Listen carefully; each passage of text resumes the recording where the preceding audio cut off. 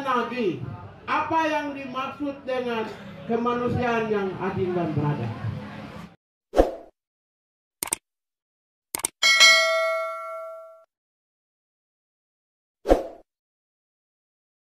Menagih apa yang dimaksud dengan kemanusiaan yang adil dan beradab. Apa itu ketuhanan yang Maha Esa? Apakah ketuhanan dan kemanusiaan itu hanya sebuah adagium, sebuah kata-kata yang hanya terbayang, semua kata-kata imajiner? Tidak. Pancasila yang mengandung 5 sila itu adalah kata-kata kerja. Karena itu setiap orang melakukan tindakan, kegiatan, dan pekerjaan merujuk kepada amanat 5 sila yang tertulis dalam Pancasila.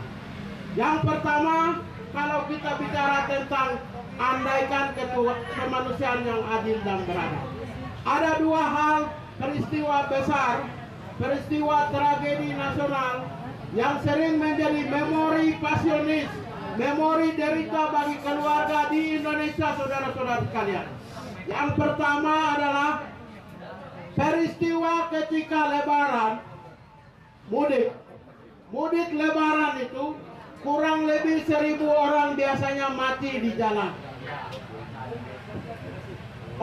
Kurang lebih 1.000 orang mengalami kecelakaan di jalan. Ingat gak? Ini peristiwa besar, 1.000-2.000 orang. Banyak orang yang mati di jalan. Yang kedua, pemilu. Kemarin 700 orang mati. 2 peristiwa ini saja selama ini kita mengikuti, ternyata pemerintah tidak pernah merespons atas kematian ini. Kalau di negara-negara lain 1 orang meninggal karena kelalaian pengaturan lalu lintas, maka Menteri Perhubungan sewajarnya mengundurkan diri. Kalau 1 orang, 2 orang meninggal karena ketidakmampuan mengatur lalu lintas perhubungan udara, laut, dan darat, kemudian mengakibatkan kematian pada orang, maka harusnya pemerintah bertanggung jawab dan minta maaf.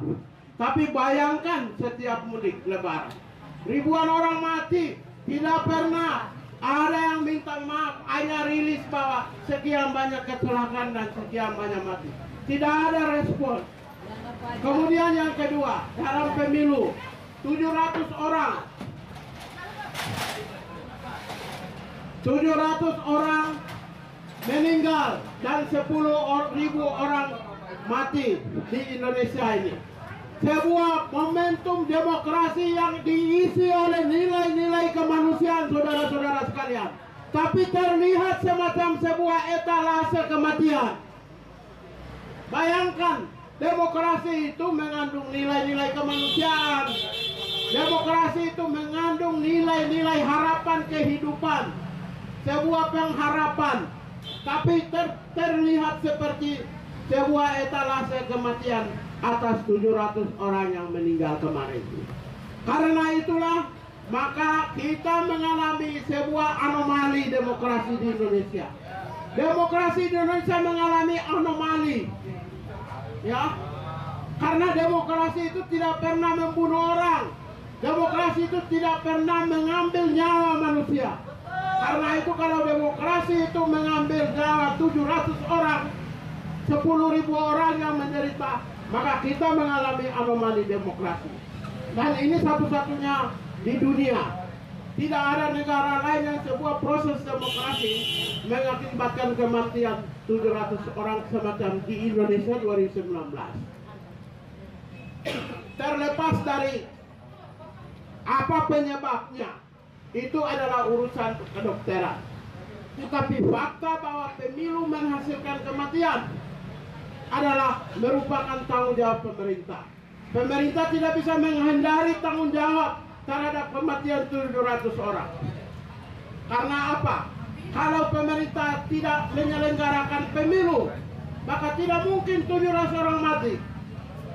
Kalau pemerintah mampu mengeluarkan mengeluarkan peraturan KPU yang melindungi penyelenggara pemilu di bawah, baik itu dari tes kesehatannya, menyediakan puskesmas berjalan, menyediakan obat-obatnya, menyediakan kemampuan kesehatannya, maka tidak mungkin 700 orang itu mati.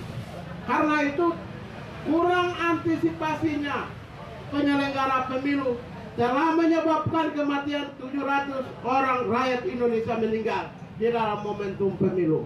Karena itu siapa yang bertanggung jawab? Penyelenggara pemilu yang bertanggung jawab. Penyelenggara pemilu siapa? Negara yang bertanggung jawab. Karena negara yang menyelenggarakan pemilu di Indonesia. Oleh karena itu, tanggung jawab negara itu ada dua. Tanggung jawab terdata dan tanggung jawab pidana. Tanggung jawab pidananya itu adalah kepada penyelenggara pemilu. Kalau tahun-tahun sebelumnya penyelenggara pemilu pernah meninggal, maka kenapa mereka tidak bisa mengeluarkan peraturan yang melindungi supaya tidak meninggal lagi? Kalau mereka lalai, maka kelalaian menyebabkan kematian. Oleh karena itu, maka penyelenggara pemilu wajar diberi hukuman pidana penjara. Dalam konteks pidana ini disebut delik culpa, kelalaian atau kealpaan menyebabkan kematian bagi rakyatnya.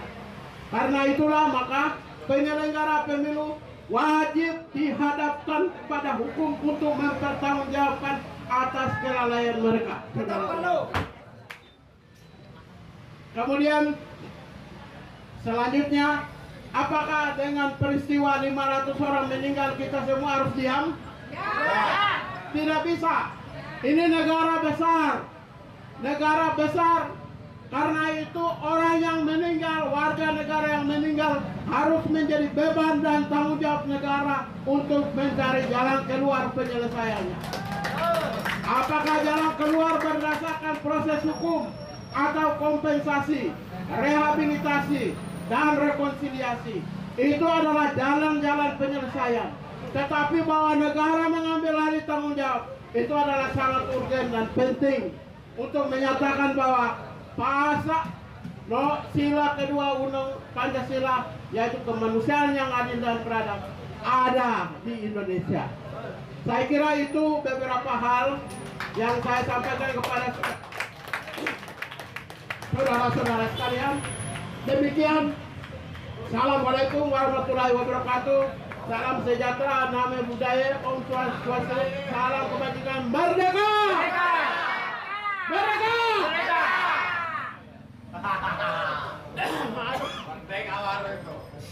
Hati-hati dengan kecurangan. Kita mengingatkan karena ada tanda-tanda mengarah ke sana. Yang ada di tentara, di polisi yang masih aktif.